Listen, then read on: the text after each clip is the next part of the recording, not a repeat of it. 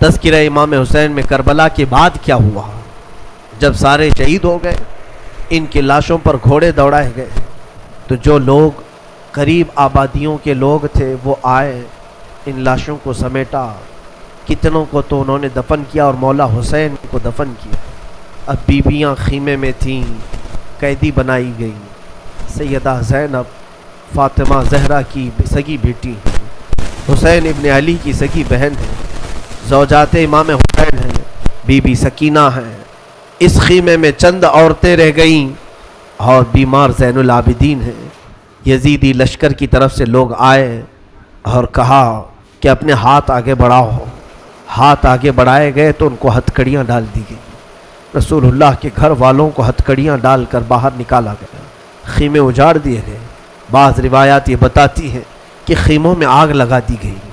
جب خیمے جل گئے، شام کا وقت تھا، مغرب کے بعد یہ لٹا ہوا تاخت و تاراج قافلہ کوفہ کی طرف جا رہا تھا۔ کربلا سے اب یہ کوفہ جا رہے تھے، لیکن ظالموں نے جتنے شہید ہوئے تھے ان کے سر سنبھال کر رکھے تھے۔ امام حسین ابن علی کا سر لے لیا، عباس علمبردار کا سر لے لیا، اور علی اکبر امام قاسم کے سر کاٹ کر لے لیے۔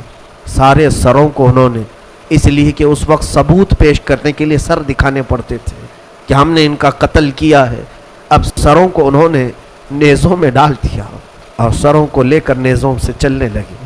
یہ سفر ان کا شروع ہوا، کوفہ کی طرف چلے۔ کیا ہے، ایک بڑی بات مجھے یاد آتی ہے۔ مولا حسین کی ایک کنیز تھی جس کا نام بی بی شیرین بتایا گیا ہے۔ وہ سیدہ فاطمہ زہرا رضی اللہ تعالیٰ عنہ کی بھی خدمت کر چکی ہیں۔ بی بی شیرین، اس کو حضرت امام حسین نے آزاد کر دیا تھا۔ وہ کہتی تھی کہ میں آزاد نہیں ہونا چاہتی ہوں۔ کہا تھا کہ تو بڑھاپے کو پہنچ چکی ہے، تجھے ہم نے آزاد کر دیا۔ اور اس کے بعد مولا حسین نے جب یہ مدینہ طیبہ میں تھے، بی بی شیرین کو کہا تھا کہ تو آزاد ہے، جا، بہت سارا مال دیا تھا اور جمع کر کے کہا تھا کہ تو چلی جا، اپنی بقیہ زندگی آرام سے گزار۔ تو کہتی ہے ایک شرط ہے میری، میں اس شرط پر جاؤں گی۔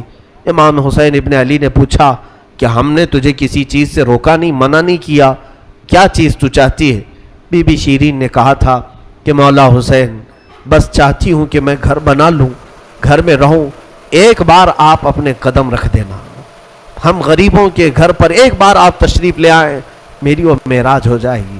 امام حسین نے کہا بس اتنی سی بات، ہم تو غریبوں کے گھر روز جانا پسند کرتے ہیں، ہم روز جانا پسند کریں، جا ٹھیک ہے تیرے گھر ہم آئیں گے۔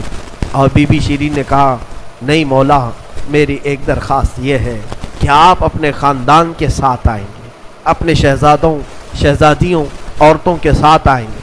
مولا حسین نے ساری عورتوں سے کہا دیکھو بی بی شیرین کہتی ہے اس کے گھر دعوت ہے، ہم سب آئیں گے۔ اور اس کو بطور مسکراتے ہوئے آپ نے فرمایا بی بی شیرین، ایسا نہ ہو کہ ہم آئیں اور تو پہچان ہی نہ سکے، ایسا نہ ہو کہ تو پہچان ہی نہ سکے۔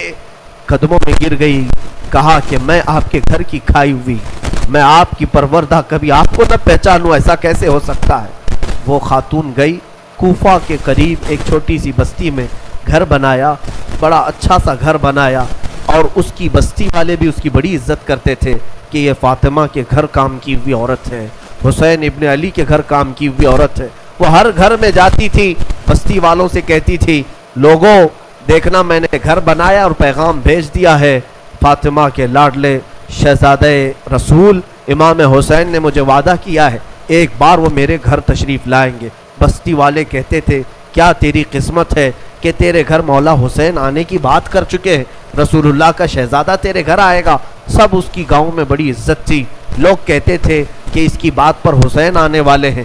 ایک بار جیسے ہی بی بی شیرین کو خبر ہوئی کہ امام حسین مدینہ سے مکہ نکل چکے ہیں اور مکہ سے کوفہ آنے والے ہیں، جیسے ہی یہ خبر ملی تو اس نے پیغام بھجوایا اور پھر اپنے گھر کو رنگ و روغن کرنا شروع کر دیا اور کمرے سجائے کہ مولا حسین کا قافلہ آ رہا ہے اور کوفہ جانے والے ہیں اور میرے گھر پر ٹھہریں گے۔ جنگ کی کوئی خبر ہی نہیں تھی۔ گاؤں والوں کو جیسی اطلاع ہوئی، گاؤں کے سارے لوگ اس کے ساتھ مل گئے۔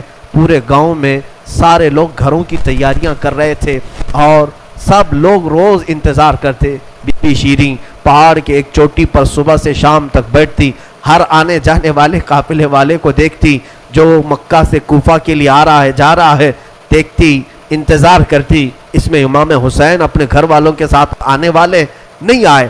کئی دن گزر گئے اور اسی زمانے میں ایک رات ایسی آئی کہ اس کے گھر ایک عورت آئی، کہا بی بی شیرین اٹھو جلدی۔ کہا کیا؟ کہ حاکم بصرہ ابن زیاد کا لشکر، بہت بڑا لشکر ہے اور وہ لشکر باہر آیا ہوا ہے، تیرا بڑا گھر ہے، وہ چاہتے ہیں کہ آج کی رات تیرے گھر میں گزارے۔ کہا کون لوگ ہیں، کیوں آئے ہیں؟ کہا سنا ہے کہ ایک باغی نے بغاوت کی تھی اور اس کا سر کچل دیا گیا، اسے مار کر کے اس کا سر لایا گیا ہے اور اسی کو دمشق امیر المومنین یزید کے پاس لے جایا جا رہا ہے۔ بی بی شیرین نے کہا پتہ نہیں کون سا باغی تھا، کس نے بغاوت کی تھی، کس سے جنگ ہوئی تھی، خبر نہیں ہے، بہرحال اگر حاکم کا قافلہ گھر کے دروازے پر کھڑا ہے تو میں دروازہ کھول دیتی ہوں۔ دروازہ اس نے کھولا، بہت سارے رات کا وقت ہے، شہزادوں کے سر نیزوں پر لٹکے ہوئے ہیں، حسین ابن علی کا چہرہ دھول میں اٹا ہوا تھا، زلفیں چہرے پر آئی ہوئی تھیں، بیبیاں سب باندی بنا کر لائی گئی تھیں اور سب جکڑی ہوئی تھیں، چہرے ان کے بالوں سے ڈھاکے ہوئے تھے۔ اس خاتون نے دیکھا اور کہا ہائے ہائے افسوس، قیدی آئے ہیں میرے گھر۔ مولا حسین کہتے تھے قیدیوں کے ساتھ اچھا سلوک کیا جائے، قیدیوں کے ساتھ اچھا سلوک کیا جائے۔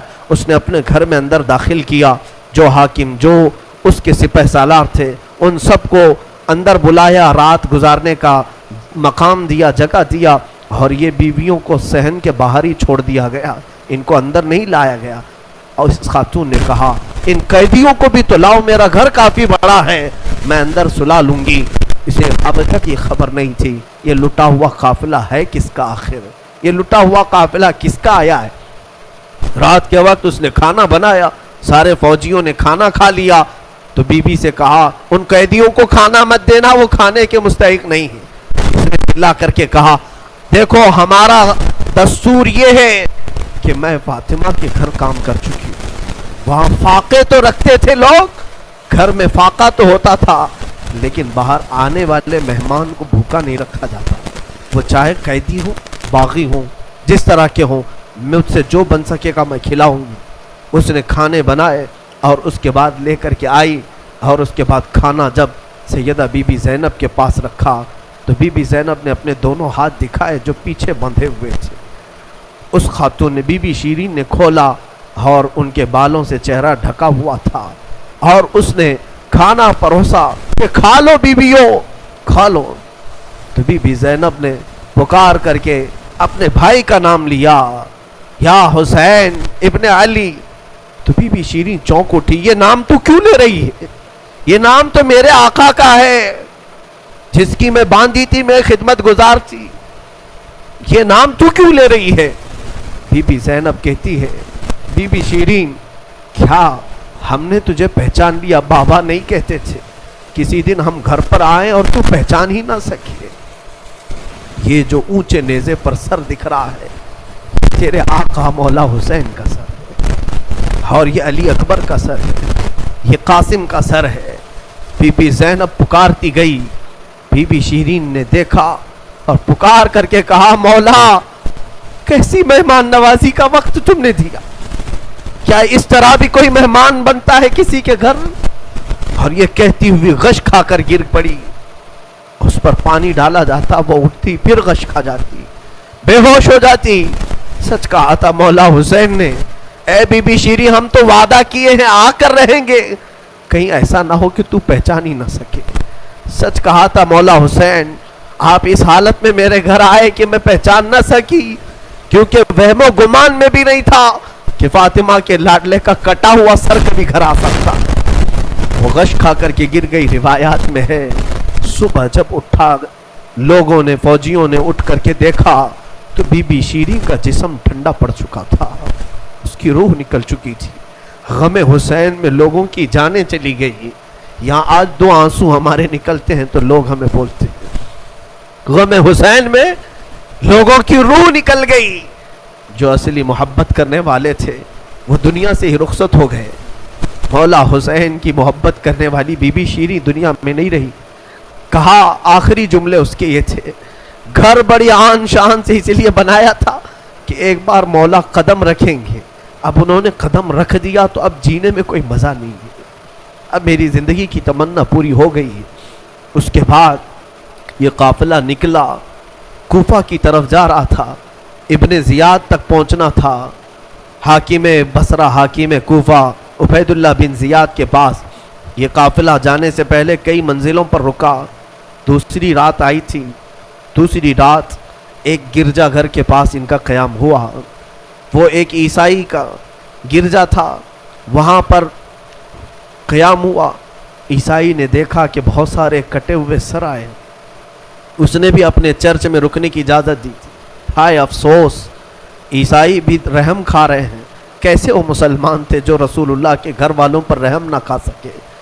عیسائی نے وہاں پر رکنے کی اجازت دی۔ اس کے بعد کہا، رات کو اس نے کہا کہ یہ جو سروں پر، یہ جو نیزوں پر سر ہیں، کیا یہ ہمیں ایک رات کے لیے دو گے؟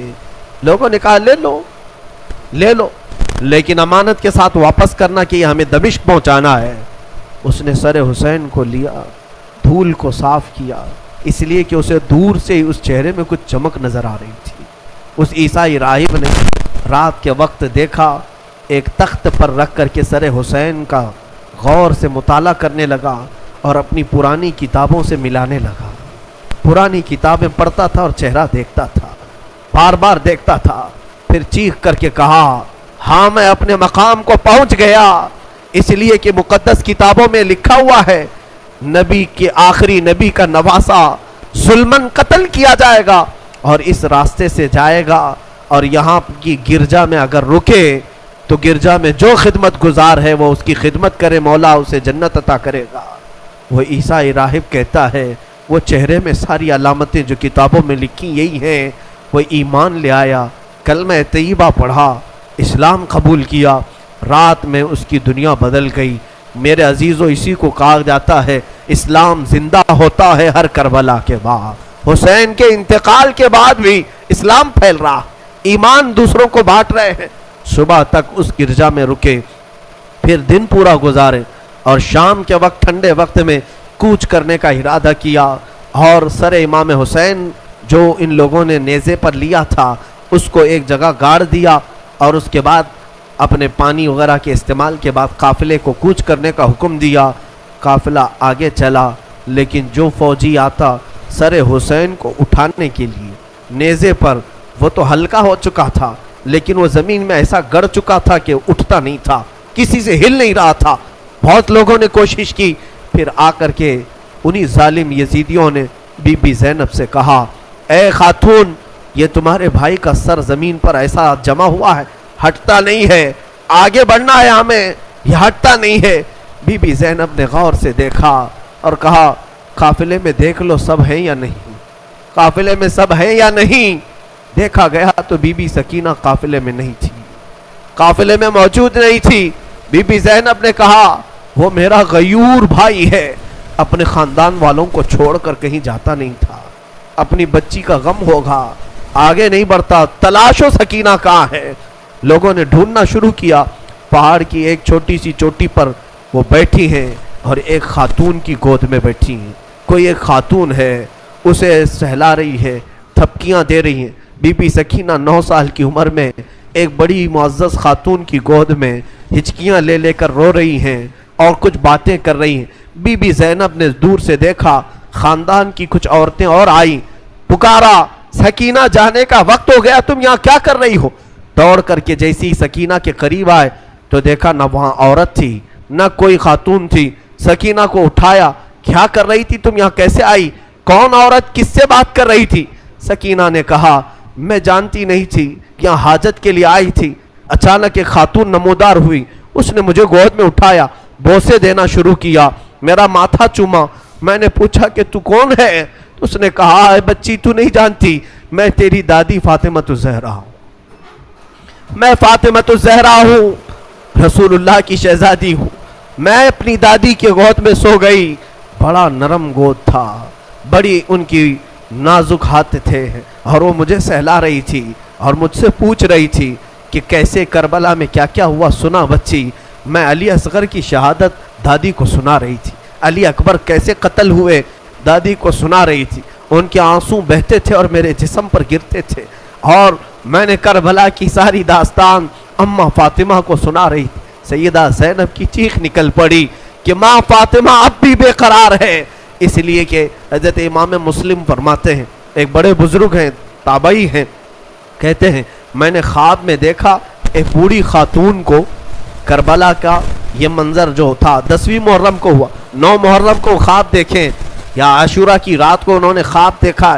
کہتے ہیں ایک بوڑھی عورت ہے، بڑی عمر والی عورت ہے، جبہ اس کے سر پر پڑا ہوا ہے، جھاڑو لے کر میدان جھاڑ رہی ہے، پورا میدان جھاڑا۔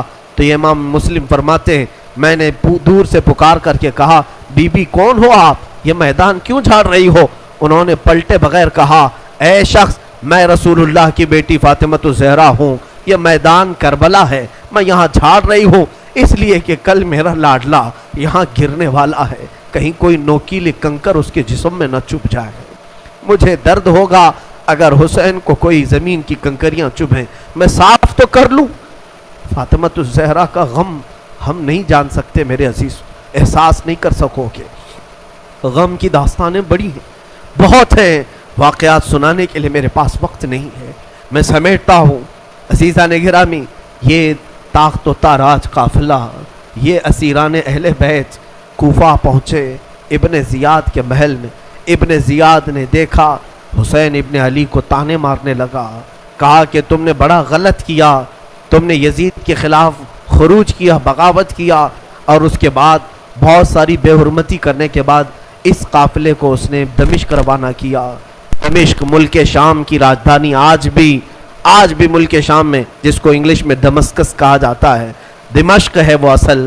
دمشق میں جب یہ قافلہ پہنچنے لگا وہاں کے حالات الگ تھے، بازار شام پر لعنت ہو، بازار شام پر کا برا ہو، وہاں شام کا بازار سجایا گیا تھا، گھر گھر وہاں سجائے گئے تھے، اور لوگوں میں یہ جشن کا ماحول تھا کہ آج باغیوں کے سر لائے جا رہے ہیں اور قیدیوں کو جکڑ کر کے ملک شام خلیفہ وقت یزید کے دربار میں پیش کیا جا رہا ہے۔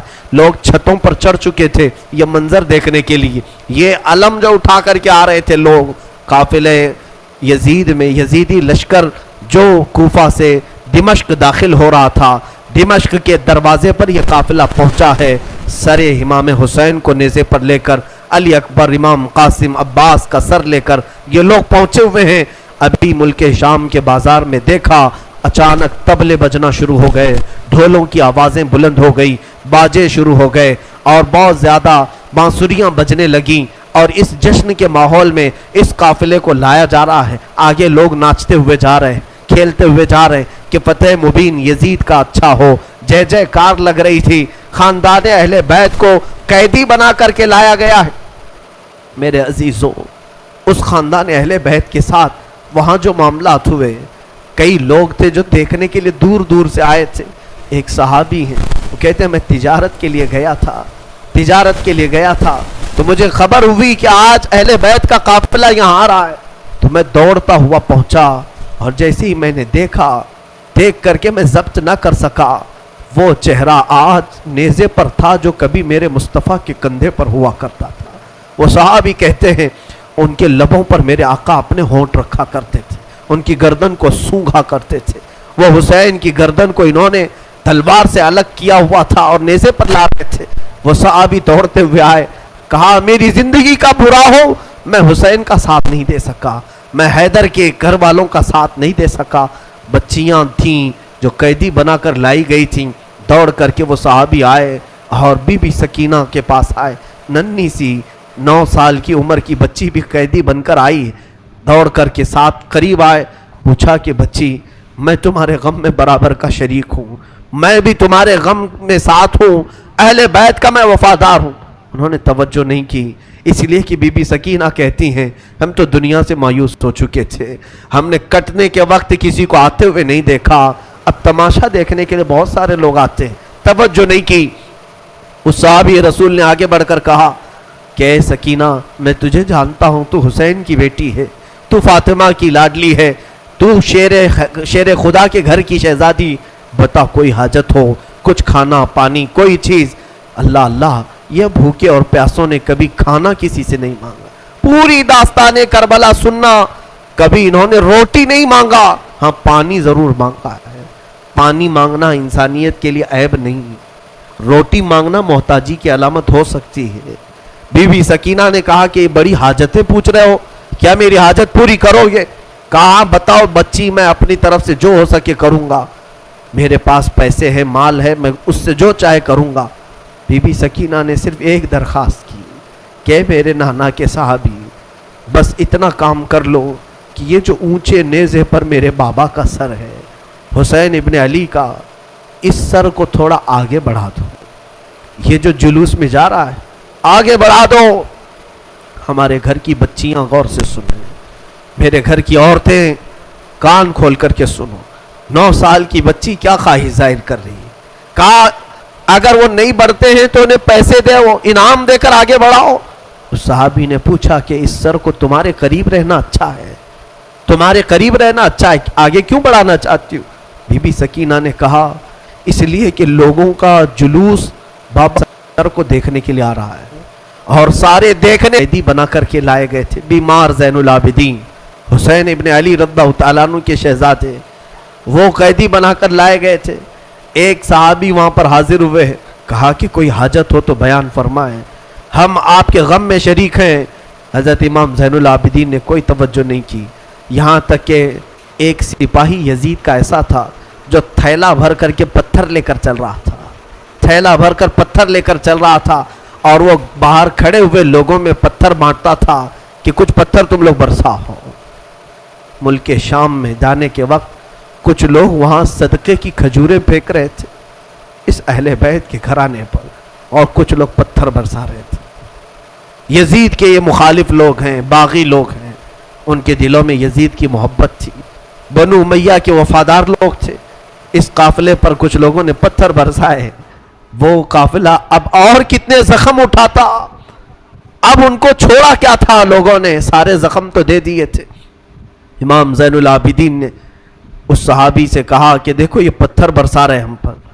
اس صحابی نے تلوار کھینچ لی اور اس کو قتل کرنے کا ارادہ کیا. آپ نے منع کیا، رک جاؤ رک جاؤ، اس لیے کہ بہت سارے قتل میں نے اپنے بابا کے دیکھے، اور وہاں کوئی بھی اپنی تلوار لے کر ہمارے مدد کے لیے نہیں آ سکا. امام زین العابدین کا یہ لٹا ہوا قافلہ یزید کے دربار میں لایا گیا اور سر امام حسین کو ایک تشت میں رکھ کر پیش کیا گیا. یزید اپنے ہاتھ میں چھڑی لے کر مولا حسین کے لبوں پر مارتا تھا اور کہتا تھا حسین تمہاری جوانی ختم ہو گئی، کاش تم میری بیعت کر لیتے تو تم زندگی سے ہاتھ نہیں دھوتے، اور کبھی میں نہیں چاہتا کہ تمہارا قتل ہو جائے. اس نے جھوٹے الفاظ میں لوگوں کو اس طرح ورغلایا.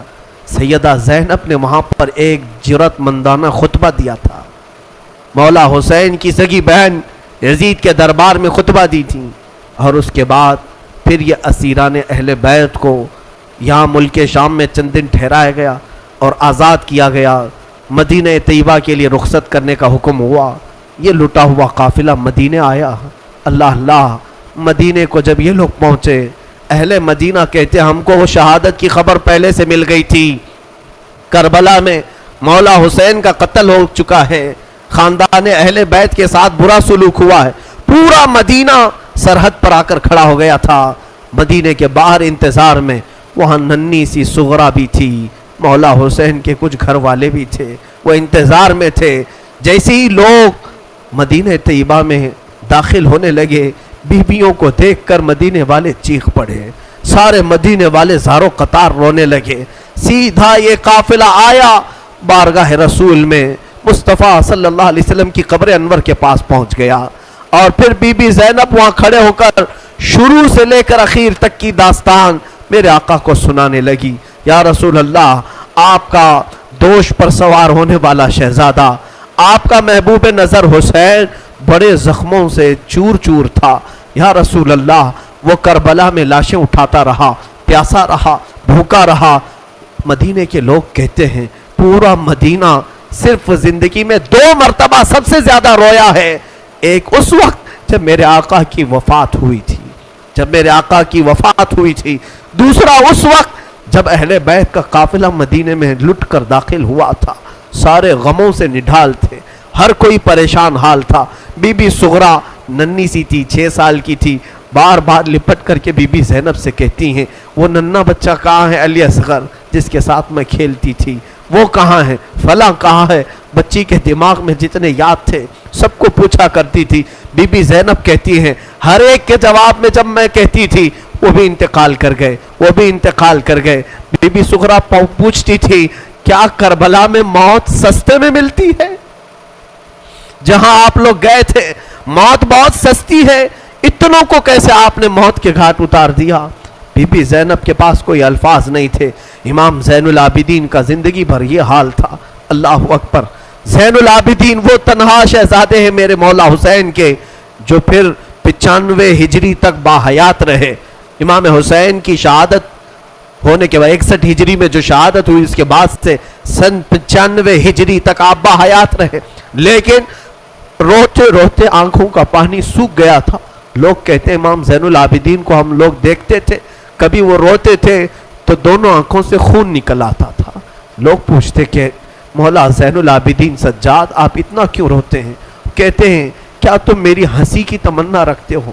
جس کے سامنے اس کے بھائیوں کو، اس کے گھر والوں کو، اس کے باپ کو کاٹا گیا ہے، اس کے گھر والوں کو کاٹا گیا ہے۔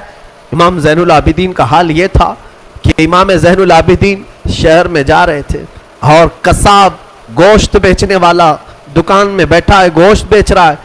جیسے ہی وہ قریب آنے لگے اس نے جلدی سے گوشت کے اوپر چادر ڈال دی، گوشت چھپا دیا۔ لوگ جو گوشت خریدنے والے کھڑے تھے انہوں نے پوچھا کہ اے بندے تو کیوں گوشت چھپا رہا ہے؟ کہا زین العابدین آ رہے ہیں، وہ ابھی یہاں کھڑے ہوں گے اور گوشت دیکھ کر کے رونا شروع کر دیتے ہیں، گوشت دیکھ کر کے رونا شروع کرتے۔ کہا ایسا کیوں کرتے ہیں؟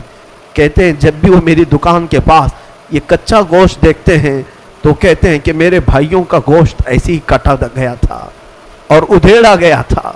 زندگی بھر وہ گوشت کی دکان کے پاس کھڑے ہوتے تو ان کی آنکھیں بہہ جاتی۔ اور اس کے بعد ایک روایت یہ بھی ملتی ہے کہ قربانی کے دن تھے، مولا زین العابدین ایک جگہ سے گزر رہے ہیں، ایک قصائی بکرے کو لٹایا ہے اور جلدی سے اس پر چھری چلائی جا رہی تھی۔ امام زین العابدین دور سے کھڑے ہو گئے، کہا اے قصائی تو نے بکرے کو لٹایا، پانی پلایا کہ نہیں پلایا؟ وہ کھڑا ہوا، کہا اے امام زین العابدین ہم مسلمان ہیں، جانوروں کو کاٹتے ہیں تو پہلے پانی پلا کے کاٹتے ہیں۔ امام زین العابدین نے کربلا کی طرف منہ کیا، کہا مولا حسین مسلمان جانوروں کو پانی پلا کے کاٹتے ہیں، جانوروں کو پانی پلا کے کاٹتے ہیں، مگر اہل بیت کے کسی شہزادے کو ایک گھونٹ بھی پانی نہیں پلایا گیا اور انہیں ویسی ہی پیاسا شہید کیا گیا ہے، پیاسا کاٹا گیا ہے۔ امام زین العابدین کی پوری زندگی ایک ایک چیز کو دیکھتے تو رونے لگ جاتے تھے کہ کربلا میں یہ چیز نہیں تھی، یہ چیز نہیں تھی۔ ایک وقت ایسا بھی آیا، کوفہ کا گورنر ابن زیاد، یہ اب اس کے برے دن شروع ہو چکے تھے۔ میں پھر دوسری تقریر میں عرض کروں گا، زہر کی اذان انشاءاللہ تقریر کے بعد ہوگی۔ آج سارا مجمع یہاں پر ہے اور انشاءاللہ بغیر نماز پڑھے ہم تو یہاں سے جائیں گے نہیں، اور اذان لوگوں کو جمع کرنے کے لیے ہوتی ہے، جو آلریڈی جمع ہے پھر انہیں کیا جمع کیا جائے۔ اذان تو ہم دیں گے انشاءاللہ، صبر کریں۔ یہ وقت شہادت کا ہے، یہ وقت کربلا کی یاد کا ہے۔ مولا حسین کے یہ شہزادے امام زین العابدین رضی اللہ تعالیٰ، زندگی بھر آپ کے حالات یہ تھے کہ کبھی کچا گوشت دیکھیں تو رو پڑے، کسی جانور کو ذبح ہوتے دیکھیں تو رو پڑے۔ ایک بار امیر کوفہ ابن زیاد، اب امیر مختار نام کا ایک شخص جو بدلہ لینے کے لیے بعد میں اٹھ کھڑا ہوا، بعد میں کوفہ میں ایک ایسا شخص ظاہر ہوا جس کا نام مختار ثقفی تھا۔ اس نے اعلان کیا کہ میں قاتلان حسین کا بدلہ لوں گا، اور اس نے اٹھ کر کے کچھ اہل بیت سے محبت کرنے والوں کو اپنے قافلے میں جمع کیا، اور یہ قافلہ بڑھتا گیا یہاں تک کہ خون حسین کا بدلہ لینے کے لیے یزید کی موت کے بعد اس نے ہر ایک کو تلاشنا شروع کیا۔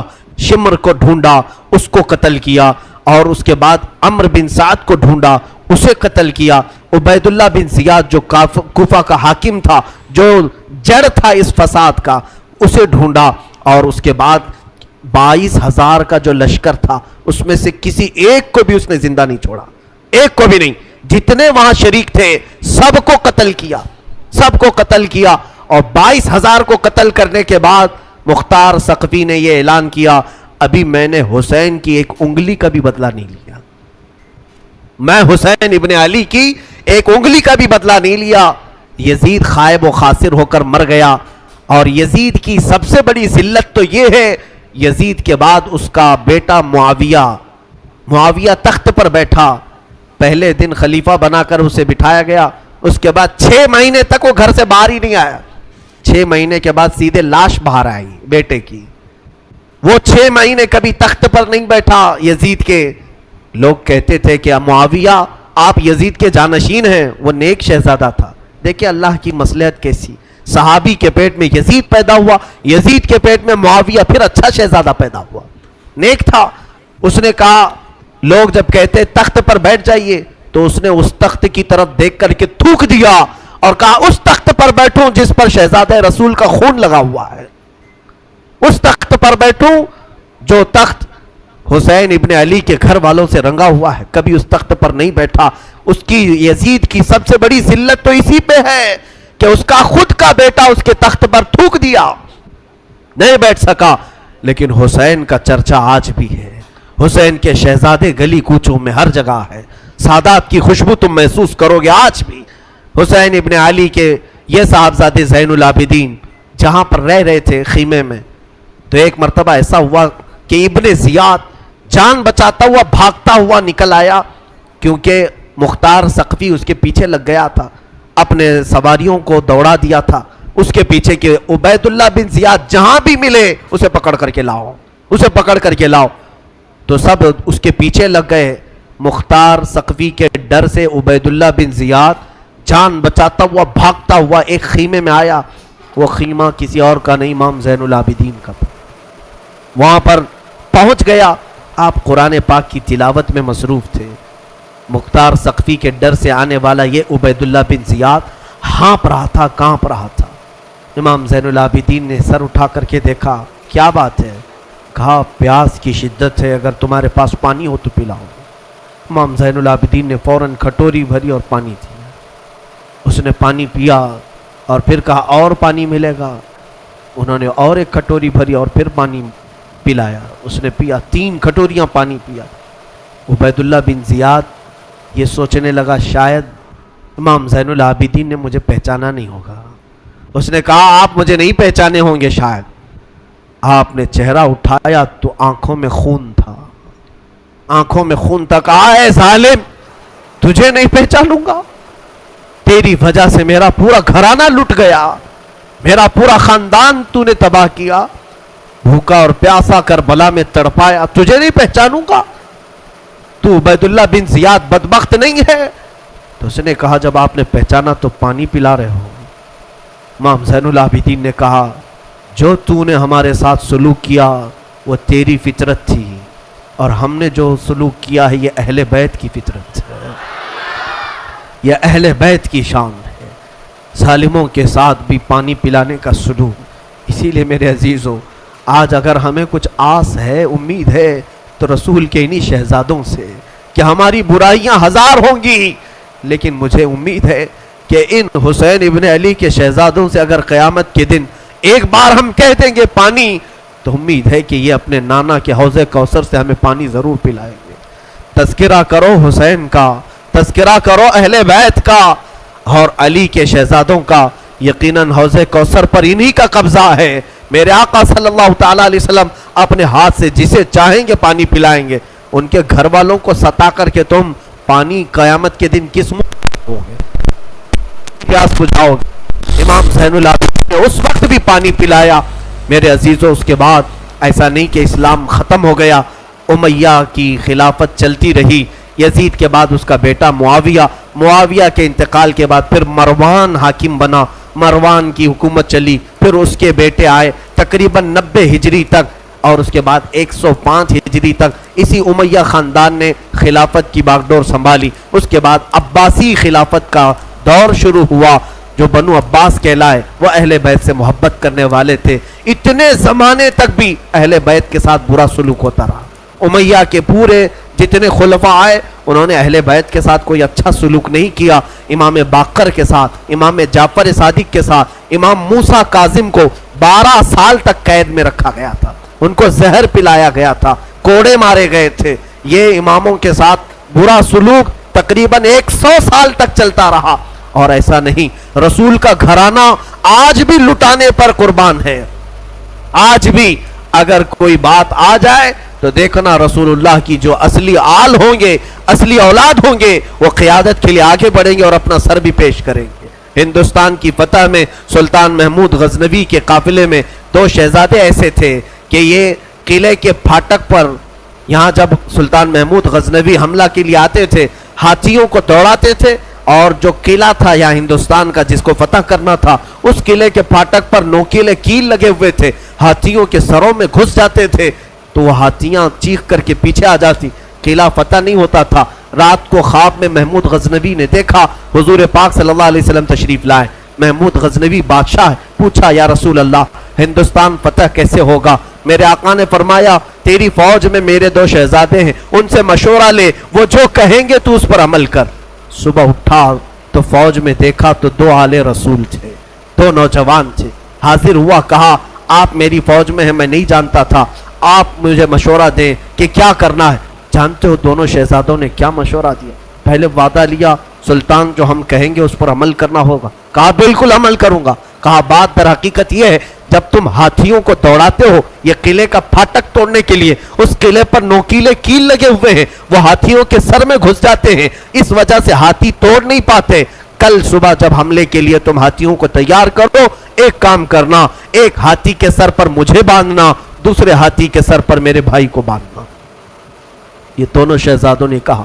محمود غزنوی تڑپ گیا، کانپ گیا، قیامت کے دن میں کیا جواب دوں، اور وہ منہ چھپا کر بھاگ آیا.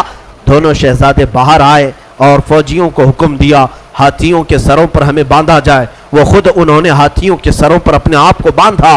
ہاتھی دوڑائے گئے اور ہاتھی دوڑ کر جیسے ہی قلعے کے دروازے پر ٹکر مارا اور وہ نوکیلے کیل انہی شہزادوں کے سینوں میں ایسے پیوست ہو گئے، اتنی تیزی سے چپ گئے کہ دونوں کی لاشیں انہی پھاٹک پر لٹکی رہ گئی اور وہ دروازہ ٹوٹ کر کے گر گیا اور ہندوستان میں اسلام کا پرچم لہرایا گیا.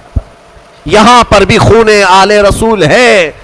میرے عزیزوں، یہ اہل بیت کے دم قدم سے ہم آج اسلام کی بہاریں دیکھ رہے ہیں. یہ سارا صحرا ان قربانیوں کو جاتا ہے. آج ہم نے تذکرہ امام حسین کیا. کچھ ذمہ داریوں کی بات اخیر میں کر جاؤں. آج جتنے بھی جوان یہاں حاضر ہیں میں حسین کا انہیں واسطہ دیتا ہوں، حسین کے لاڈلوں کا واسطہ دیتا ہوں. خیرت کرو، اب شرم کرو. اب تمہاری زندگی گزارنے کے وہ طریقے نہیں ہونا چاہیے جس طریقوں پر تم آج جی رہے ہو. آج تمہارے چہروں پر نہ حسین کی کوئی علامت ہے، نہ کربلا والوں کی کوئی علامت ہے. اے میرے عزیز بچوں، اے میری ماں اور بہنوں، اٹھو. کربلا والوں سے اگر تم محبت کرتے ہو تو آج علم حسین لو. اور علم حسین کا نام مپنجا نہیں بلکہ در حقیقت علم حسین قرآن مجید کا نام ہے. تم اپنے ہاتھوں میں اس مصحف پاک کو اٹھاؤ. کیا تم نہیں دیکھتے سر امام حسین بھی تلاوت کر رہا تھا جب دمشق کے بازار میں حسین کا سر لایا گیا تھا؟ اس وقت بھی لوگوں نے دیکھا نیزے کے اوپر سے امام حسین کے لبوں سے یاسین مبارکہ کی تلاوت کی آواز آ رہی تھی. وہ حسین کٹے ہوئے سر سے بھی جب تلاوت کر سکتے ہیں تم کیوں تلاوت نہیں کرتے؟ آج قرآن کیوں نہیں پڑھتے؟ قرآن کو کیوں ہاتھ نہیں لگاتے؟ آج ہمارے گھروں میں جو اندھیرا ہے یہ قرآن نہ پڑھنے کی وجہ سے. میرے آقا نے سچ فرمایا کہ تم اپنے گھروں کو قبرستان نہ بناؤ. جس گھر میں قرآن نہیں پڑھا جاتا اس گھر کو کہا گیا یہاں میتیں رہتی ہیں، یہاں مردے رہتے ہیں. کتنے گھروں میں قرآن پڑھا جا رہا ہے؟ مردوں کا گھر بنائے ہو. بچیوں کو بٹھاؤ، بچوں کو بٹھاؤ، قرآن ان کے ہاتھ میں دو، قرآن کی طرف توجہ کرو. اگر ایک بار پھر پلٹ آئی یہ امت تعلیمات اسلام کی طرف، مجال ہے کہ کوئی تمہاری طرف آنکھ اٹھا کر کے دیکھے. میں یہ چیلنج کے ساتھ کہتا ہوں تمہارے پاس ایمان کی جو دولت ہے پوری دنیا چھان مارو گے یہ دولت کسی قوم کے پاس نہیں ہے، کسی کے پاس نہیں. تمہارے پاس محبت رسول ہے، تمہارے پاس محبت علی ہے، تمہارے پاس محبت حسین ہے، تمہارے پاس اولیاء کاملین کے کردار ہے، تمہارے پاس ساری علامت تبرکات ہیں. تم کیوں پیچھے ہو؟ تمہارا پیچھے رہنا تو افسوس کی بات ہے. آج لوگ تمہیں بزدل بنا رہے ہیں، آج لوگ تمہارے اوپر خوف کا ماحول طاری کیے ہوئے، ڈر کا ماحول طاری کیے ہوئے. شاید یا تم نے دیکھا بھی ہوگا ہزاروں تقریریں ہیں، میں اپنی تعریف کے لیے نہیں کہہ رہا ہوں، ہزاروں خطبہ ہیں، چند ہی بولتے ہوں گے لوگ، اس لیے کہ خطبہ واعظین مقررین کی زبانوں کو بھی بند کرنے کی کوشش کر رہے ہیں. کتنے تو مجھے بولتے ہیں یوں نہ بولو مولانا، بہت جلدی گرفتار ہو جاؤ گے، بہت جلدی جیل میں چلے جاؤ گے، حکومت کی تمہارے اوپر نظر ہے، ڈپارٹمنٹ میں تمہارے ریکارڈ ہیں، بہت ساری باتیں ہیں. میرے عزیزوں، ایک طرف میرے پاس یہ امت مصطفیٰ بھولی بھٹکی ہوئی قوم ہے، ایک طرف میرے آقا کی قرآن عظیم ہے اور حسین اعظم کے کربلا کے واقعات ہیں. مجھے بتاؤ کیا حسین ابن علی کا سامنا قیامت کے دن نہیں کرنا ہوگا؟ کیا ہم جیسوں کو پکڑ کر قیامت میں نہیں پوچھا جائے گا مولا نے تجھے زبان دی تھی، مولا نے تجھے قرآن کا علم دیا تھا، رب نے تجھے حدیثیں عطا کی تھی، تو نے اپنے حبیب کی امت کے ساتھ کیا سلوک کیا؟ کیا تو انہیں سبحان اللہ اور نعروں میں ہی سلا دیا کرتا تھا؟ اگر قیامت کے دن مجھے یہ سوال ہوگا میں کیا جواب دوں گا؟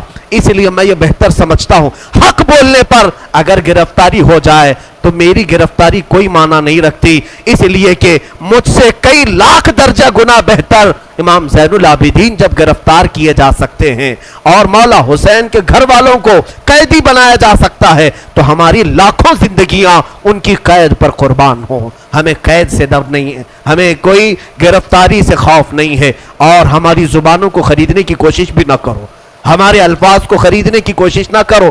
اے مسلمانوں، میں جو بول رہا ہوں ایک بات یاد رکھنا، اگر لوگوں میں بدگمانی ہے میرے متعلق، بدگمانی کرتے ہو پیسوں کے لیے، مال کے لیے، یا میں اپنی فیلڈ بنانے کے لیے بول رہا ہوں، تم خام خیالی میں ہو. انشاءاللہ میں کس مقصد سے بول رہا تھا اور تم کس مقصد سے سن رہے تھے، آج میں صفائی نہیں دوں گا، کل بروز قیامت رسول اللہ کے سامنے فیصلہ ہو جائے گا، قیامت کے دن فیصلہ ہو جائے گا انشاءاللہ. میرا وجدان یہ کہتا ہے میں کہاں کھڑا رہوں گا اور تم کہاں کھڑے رہو گے، یہ قیامت کے دن ہی پتا چلے گا، قیامت کے دن پتا چلے گا. اگر میری بات آج آپ تک پہنچتی ہے تو عمل کی طرف آؤ، ہیلے بہانے نہ کرو. مجھے مارنا ہے مار لو، مجھے کوسنا ہے کوس لو، دو چار گالیاں مجھے دے لو اگر دل ٹھنڈا ہوتا ہے. میرے اخلاق برے ہیں، میرے اعمال برے ہیں، ہو سکتا ہے میں نکما ہوں، ہو سکتا ہے میں کم علم ہوں، ساری باتیں مجھے منظور ہیں، لیکن جس چیز کی طرف میں تمہیں دعوت دے رہا ہوں وہ دعوت کو ہلکا مت سمجھو، اس بیان کو ہلکا نہ سمجھو. میں تو تمہیں محبت رسول کی طرف بلا رہا ہوں، میں تمہیں مولا حسین کے کردار کی طرف بلا رہا ہوں، اسے تو نہ کوسو. میں کمتر ضرور ہوں لیکن جس کی دعوت دے رہا ہوں وہ دعوت کمتر نہیں ہے، وہ دعوت ہلکی نہیں ہے. آؤ، میں ہزاروں نوجوانوں کی آج زندگیوں کو دیکھ رہا ہوں، تمہارے ہاتھوں میں آج دنیا نے کیا پکڑایا ہے؟ گندے نغمے، گندے موبائل کی فحش تصویریں. تم اسی کو دیکھ کر رات گزار رہے ہو، اسی سے صبح کر رہے ہو، تمہارے کان نغمے سن کر سوتے ہیں اور گانوں کی دھن پر صبح کرتے ہو. یہی اخلاق کل قیامت میں مولا حسین کے سامنے تم کھڑے ہوں گے. حشر کے دن تمہیں رسول اللہ کے سامنے کھڑا ہونا ہے، ان کے بچوں کے ہاتھ میں. ارے 11 سال کا بچہ جب تلوار اٹھایا تھا، تم اپنا موبائل اٹھا کر کے اس کو دکھاؤ گے؟ میں نے جوانی میں موبائل اٹھایا ہے، انہوں نے تلواریں اٹھائی تھی، کس لیے؟ امت مصطفیٰ کی حمایت کے لیے، شریعت طاہرہ کی حفاظت کے لیے. اس لیے میرا آخری یہ میسج ہے کہ اٹھو وگرنہ حشر نہ ہوگا پھر کبھی. دوڑو کے زمانہ چال اپنی چل گیا، قوت عشق سے ہر پست کو بالا کر دو، دہر میں نام محمد سے اجالا کر دو. کی محمد سے وفا تو نے تو ہم تیرے ہیں، یہ جہاں چیز ہے کیا لوح و قلم تیرے ہیں. اقبال نے سچ کہا تھا، نہیں تیرا نشیمن قصر سلطانی کے گنبد پر، تو شاہین ہے بسیرا کر پہاڑوں کی چٹانوں پر. آج تم جہاں جی رہے ہو یہ تمہارا مقام نہیں، یہ تمہاری جگہ نہیں. اور عورتوں سے بچیوں سے گزارش ہے، ارے اس ننھی سکینہ کو دیکھو جس نے قیدی حالت میں بھی اپنے پردے کی فکر کی ہے، اپنے دوپٹے کا خیال کیا ہے. تمہیں آج ساری آسائشیں، ساری نعمتیں ملی ہیں اور بازار میں مٹک مٹک کر کے چلنا، لوگوں کو اپنی زینت کی طرف دعوت دینا، اپنے جسموں کو آشکار کرنا، کیا یہ سکینہ کے اخلاق ہو سکتے؟ فاطمہ کے گھر کے اخلاق ہو سکتے؟ بچیاں توبہ کرو، تمہارا جسم شیطان آوارہ کرنا چاہتا ہے.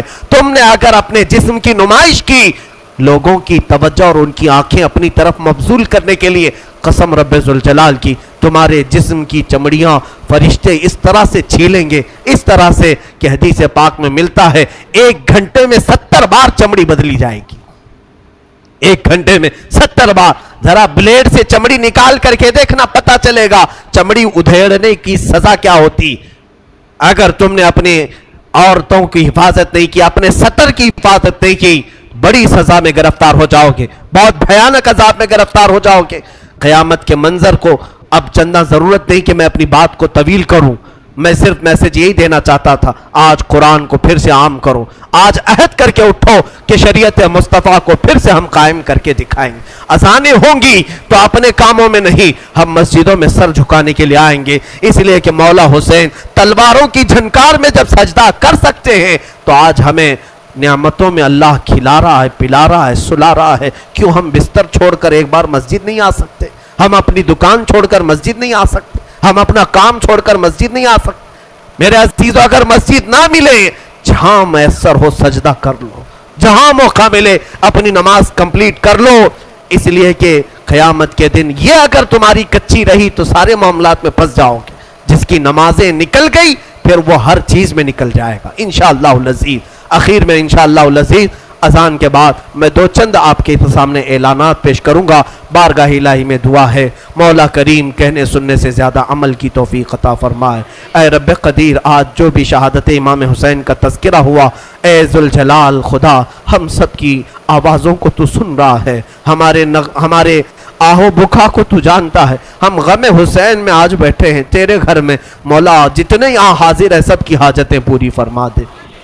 مولا جتنے سن رہے ہیں, خواتین, بچے, بچیاں دور دراز سے جو اس پروگرام کو سن رہی ہیں, شامل ہیں, مولا ان سب کو بھی ہم دعاؤں میں شامل کرتے ہیں. مولا حسین کی برکتیں ان سب کو بھی عطا فرما. اے اللہ, آج عاشورہ کا دن ہے, اے کریم خدا, آج تیری رحمتیں اترتی ہیں, تو بندوں سے راضی ہوتا ہے. حسین کے خون کا واسطہ, علی اصغر کے خون کا واسطہ, ہم گناہوں سے توبہ کرتے ہیں. مولا ہم سب کو سچی توبہ نصیب فرما, گناہوں سے بیزاری عطا فرما, گناہوں کے مرض سے شفا عطا فرما, ہمیں آنکھوں کی حیا عطا فرما, زبان کی طہارت عطا فرما, دل کو وسوسوں سے بچا لے, ہمارے ہاتھوں اور پیروں کو غلط کاموں سے محفوظ فرما لے. اے کریم خدا, ہماری بچیوں کو بے آبرو ہونے سے بچا لے, ان کے جسموں کو ان کے سطر کی تو حفاظت فرما. اے کریم خدا, پورے ہندوستان میں امن و امان عطا فرما, اسلام و سنیت کا بول بالا فرما, کفار و مشرکین کے برے منصوبوں کو خاک میں ملا دے.